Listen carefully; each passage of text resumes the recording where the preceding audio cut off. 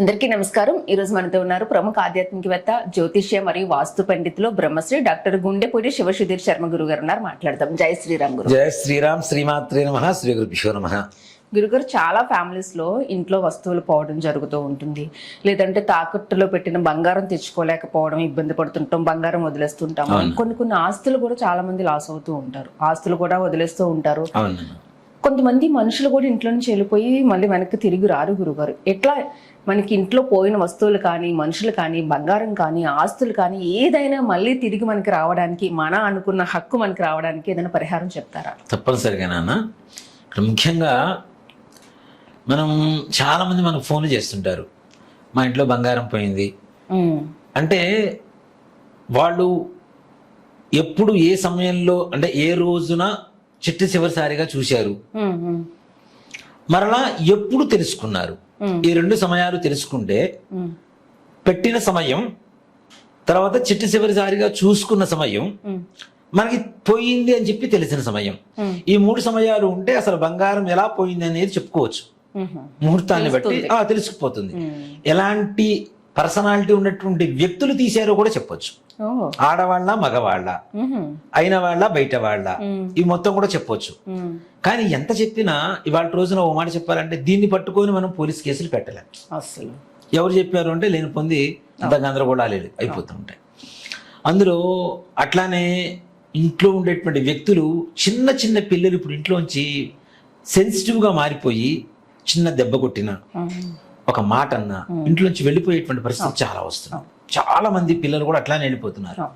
అలానే యుక్త వయసు వచ్చినటువంటి పిల్లలు కూడా ప్రేమ పేరుతోనూ లేదంటే స్నేహితుల పేరుతోనూ వాళ్ళు చేసినటువంటి తప్పులకు భయపడు ఇంట్లో చెప్పకుండా వెళ్ళిపోవడం, అసలు ఉన్నారా లేదా అని తెలియనటువంటి ఒక పరిస్థితిలో మనం భయపడుతూ ఉండటం, వాళ్ళ కోసం వెతుకుతూ ఉండటం.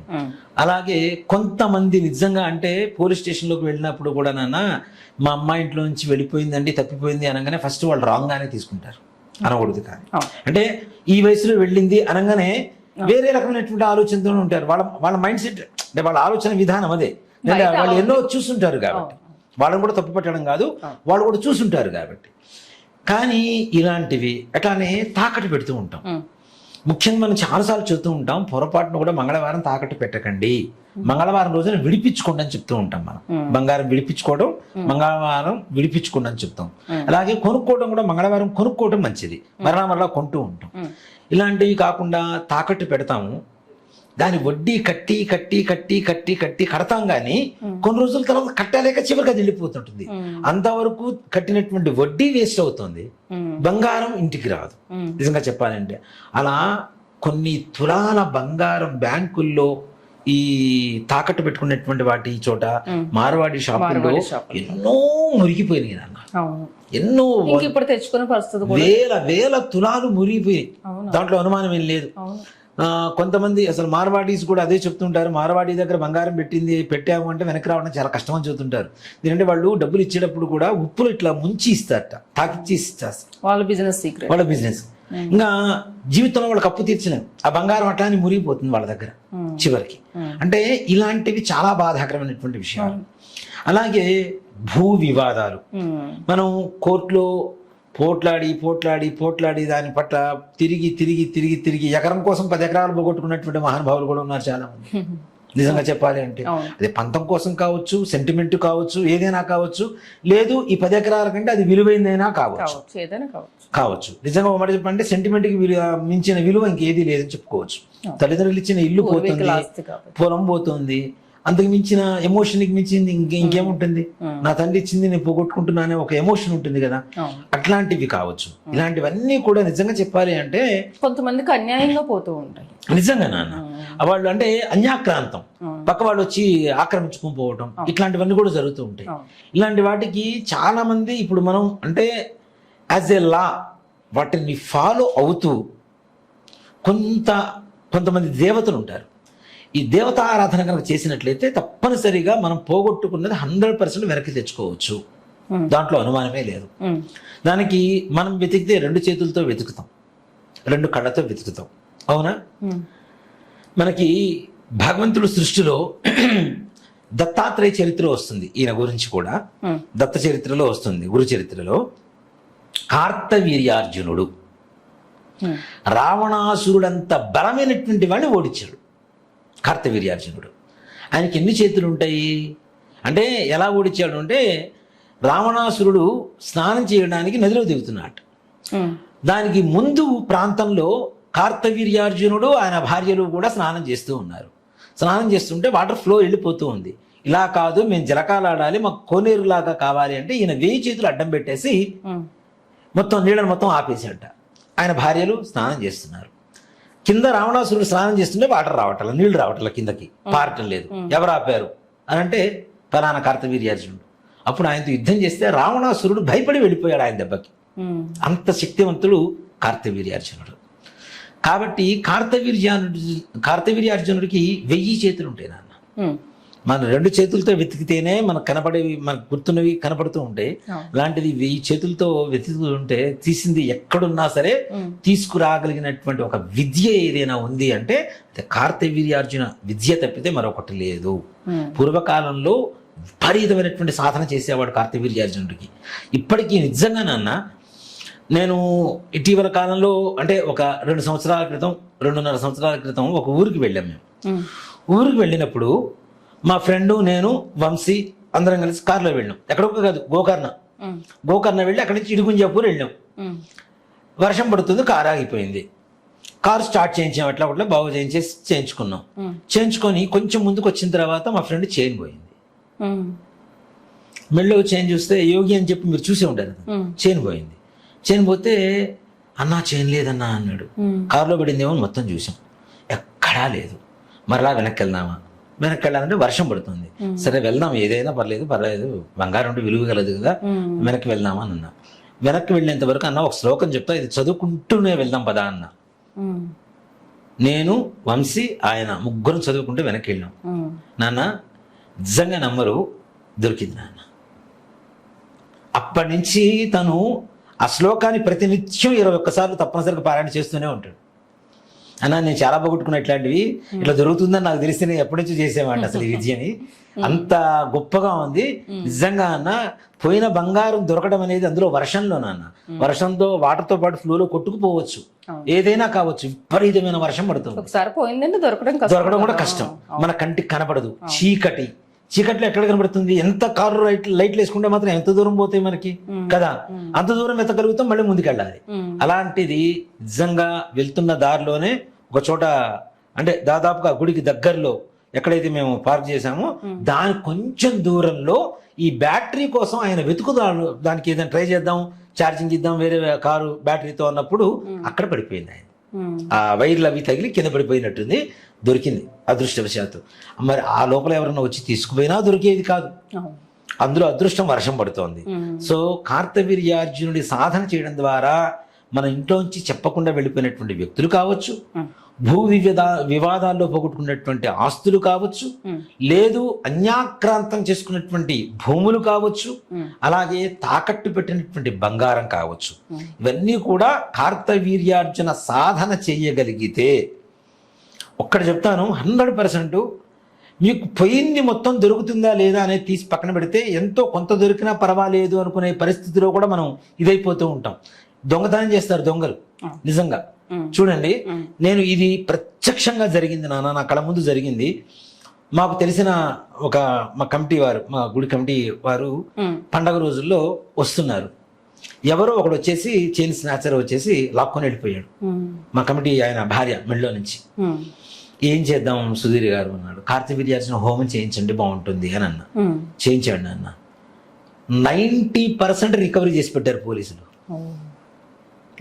90% కంటే చాలా బెటర్ కదా. 90% అందులో ఏంటి నక్లీసు, మా నాంతాడు చేను, నల్ల పూసలు, ఇవి మొత్తం కూడా బాగా ఇట్లా పట్టుకుని గట్టి ఒక్కసారి లాగేసుకుని తీసుకుని వెళ్ళిపోయాడు పరిగెత్తుకుంటూ. దసరాల్లో, కరెక్ట్ దసరాల్లో ఎవరికైనా సెంటిమెంట్ అనిపిస్తుంది. అందులో లక్ష్మీదేవికి సంబంధించినటువంటి, అమ్మవారికి సంబంధించినటువంటి రోజులు, ఆ రోజులు బంగారం పోయిందంటే ఆవిడ బోరుని ఏడుస్తూ ఉన్నారు మా పిన్ని గారు అయితే, భారతమ్మ గారు. కార్తవీర్యార్జున హోమం చేయించిన తర్వాత 90% రికవరీ అయ్యేది. కారణం ఏదైనా కావచ్చు, అది పోలీసులు రికవరీ చేశారా, మనకు దొరికిందా, ఏదైనా కావచ్చు, మరలా మనకి తిరిగి రావడం అనేది మాత్రం తథ్యం, దాంట్లో అనుమానమేం లేదు. ఎన్నిసార్లు చేయాలి?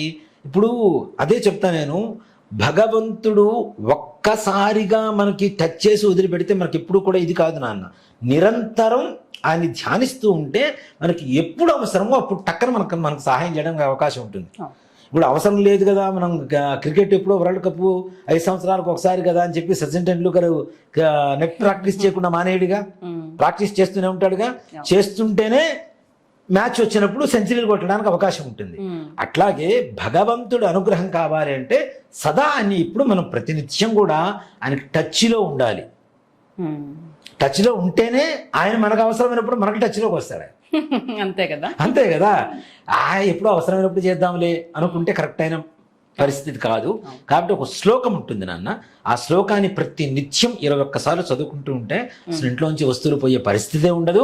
ఒకవేళ పోయినా, తాకట్టు పెట్టినా, ఇంట్లోంచి వెళ్ళిపోయిన వ్యక్తులైనా, భూములైనా, ఇళ్ళైనా, ఎలాంటి వస్తువులైనా సరే మరలా తిరిగి రావాలి అనేటువంటి సంకల్పంతో కనుక ఈ యొక్క శ్లోకాన్ని నిత్యం మనం చదువుకుంటూ ఉంటే తప్పనిసరిగా మన ఇంటికి మరలా తిరిగి రావడం తథ్యం కాక తథ్యం.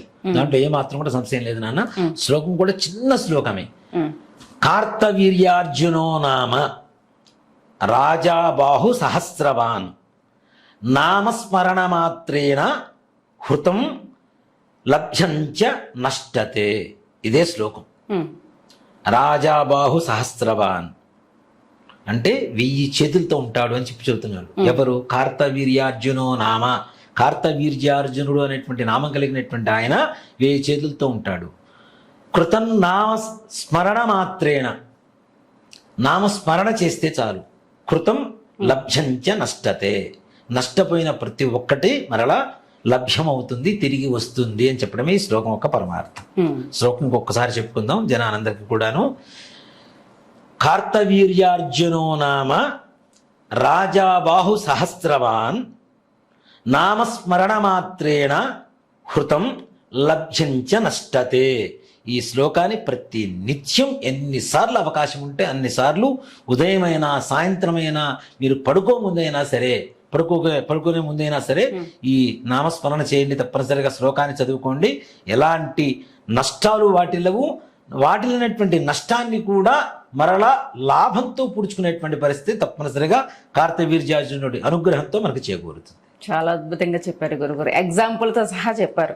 మనం ప్రతి వీడియోలో ఏదో ఒక ఎగ్జాంపుల్ చెప్పడానికి అంటే అర్థం అవుతుంది, అంటే క్లారిటీగా అర్థమవుతుంది. మీ అనుభవం కూడా ఎంతో మందిని కలుస్తుంది. అంటే మీరు కూడా ఎన్నో ఎక్స్పీరియన్స్ చేస్తుంటారు కదా, ఎంతో మంది వస్తారు, అర్థం అవుతుంది. కాబట్టి ప్రతి వీడియోలో ఏదో ఒక ఎగ్జాంపుల్ తీసుకోవాల్సి వస్తుంది. అది కొంతమంది నెగిటివ్ కామెంట్స్ కూడా పెడుతున్నారు ఎగ్జాంపుల్స్ మనం చెప్పడం వల్ల కూడా. అయ్యో నాన్న, ఇప్పుడు ప్రతిరోజు ఎంతో మంది వస్తారు గురువుగారి దగ్గరికి, ఎన్నో అపాయింట్మెంట్స్, టెంపుల్ దగ్గర కానీ, పర్సనల్ లైఫ్ లో కానీ. ఆయన వృత్తి ఇది కాబట్టి ఇలాంటి ఎక్స్పీరియన్స్ తోనే వస్తారు జనాలందరూ బాధల్లో. అది మనకి అర్థం అవుతుందని ప్రతి వీడియోలో ఎగ్జాంపుల్ తో సహా చెప్తున్నారు మనకి, అంతేగాని వేరే ఉద్దేశం ఏం కాదు. నా వయసు 47 ఏళ్ళు నాన్న, నా 13 ఏళ్ల దగ్గర నుంచి చూస్తున్నా ఈ వృత్తిని. అంటే ఇప్పటికి దాదాపు 34 ఏళ్ళు, 35 ఏళ్ళ నుంచి చూస్తున్నాను. 35 ఏళ్ళలో ఎంతమంది ఎన్ని రకాల వ్యక్తుల సమస్యలతో మన దగ్గరకు వస్తుంటారు. అన్ని రకాల సమస్యలు, వాటికి పరిష్కారం మనం చూపగలుగుతుంటేనే మరలా రాగలిగేది, అంతే కదా. సో కాబట్టి మనం చెప్తున్నాము అంటే ఎదుటి వాళ్ళకి అర్థమయ్యేలా ఉండాలి. సో దీనివల్ల ఇది కలిగింది కాబట్టి మనకు కూడా కలుగుతుంది అనేటువంటి ఒక నమ్మకం పెరగడం కోసం జరిగింది మాత్రమే చెబుతున్నాం, కానీ జరగనిది ఏదో ఊహా చిత్రం కాదు ఇది మనం చెప్తున్నది. పెద్ద పెద్ద వాళ్ళు ఏదో చెప్పిన ఎగ్జాంపుల్ తోనే చెప్తారు, సాధారణమైన మనుషులకు అర్థం కావడానికి. అంతే కదా, యథార్థం. అది కూడా యథార్థం, అదేదో మనం ఊహించి చెప్తున్నది కూడా కాదు, యథార్థమే చెప్తున్నాం. కాబట్టి అంటే 99% మనకి ఎప్పుడు పాజిటివ్ గా ఉంటుంది. ఎవరో 1% అది కూడా అందుకే క్లారిటీ ఇస్తున్నాం అంతే. చక్కగా చెప్పారు గురుగారు. జయ శ్రీమాత్రే నమః. శ్రీ గురుభ్యో నమః. మళ్ళీ చెప్తున్నాను, ఇంకొక ఛానల్లో ఇంకొక నెంబర్లో ఇవి ఎక్కడా దొరకవు మీకు అందుబాటులో. సుధీర్ శర్మ ఇంకెక్కడ ఉండడు. ఎవరన్నా నా పేరు చెప్పి మోసం చేయాలి అనుకుంటే అది మోసం తప్పితే వేరే ఆలోచన కాదు, వేరే మాకు ఏ రకమైనటువంటి సంబంధం లేదు. అది గోకర్ణ యాత్ర కావచ్చు, రాజశ్యామల అమ్మవారి లాకెట్టు కావచ్చు, వారాహి అమ్మవారి లాకెట్టు కావచ్చు, తాయెత్తు కావచ్చు, నాతో అపాయింట్మెంట్స్ కావచ్చు, నాతో కార్స్ కావచ్చు, మరే ఇతర పరమైనటువంటి వ్యవహారాలు ఏవైనా సరే సుధీర్ శర్మతో మాట్లాడాలి, సుధీర్ శర్మతో కాంటాక్ట్ అవ్వాలి. సుధీర్ శర్మ దగ్గర నుంచి వస్తువులు ఏమైనా తీసుకోవాలి, దేవతలకు సంబంధించినటువంటి వస్తువులు అంటే ఒక్కటే నెంబర్ 8143 666-818 ఈ నెంబర్కి తప్పించి మిగిలిన నెంబర్కి మీరు అపాయింట్మెంట్ తీసుకున్నా నేను మాట్లాడను, డబ్బులు వేసినా నాకు సంబంధం లేదు. ఏదైనా వాళ్ళు వస్తువులు పంపించినా అవి నాకు దగ్గర నుంచి వచ్చినటువంటి వస్తువులు అయితే కావు, నేను తయారు చేసినటువంటి వస్తువులు అంతకంటే కావు. దయచేసి గమనించండి. ఈ యొక్క విషయాన్ని మాత్రం జ్ఞప్తికి పెట్టుకోండి. వేరే నెంబర్స్కి ఫోన్లు చేసి మోసపోకండి. మోసపోయిన తర్వాత మళ్ళీ నా పేరు బయట బదనాం చేస్తే నేను చేయగలిగింది కూడా ఏమీ లేదు. నిర్మోహమాటంగా చెప్తున్నాను, నిస్సంకోచంగా చెప్తున్నాను. ఈ మాటను గమనించండి. చాలామంది నా పేరు చెప్పుకుంటూ ఉన్నారు. ఇప్పుడు చెట్టు పేరు చెప్పుకుని కాయలమ్ముకునే రకాలు చాలామంది ఉంటారు. దయచేసి ఎవ్వరి మాట నమ్మకండి. ఈ నెంబర్కు మాత్రమే ఫోన్ చేయండి. ఈ నెంబర్ ద్వారా మాత్రమే నేను ఇచ్చేటువంటి వస్తువులు ఏవైతే ఉంటాయో అవి మీకు అందుబాటులోకి వస్తాయి. దయచేసి గమనించండి. పదే ఫోన్లు చేయకండి. ఆ నెంబర్కి వాట్సాప్లో మెసేజ్ చేయండి. మీకు కావాల్సిన వివరాలన్నీ కూడా సవివరంగా అందించబడతాయి. తద్వారా మీరు తప్పనిసరిగా తీసుకుంటారా లేదా అనేది మీ అభిప్రాయాన్ని బట్టి ఉంటుంది.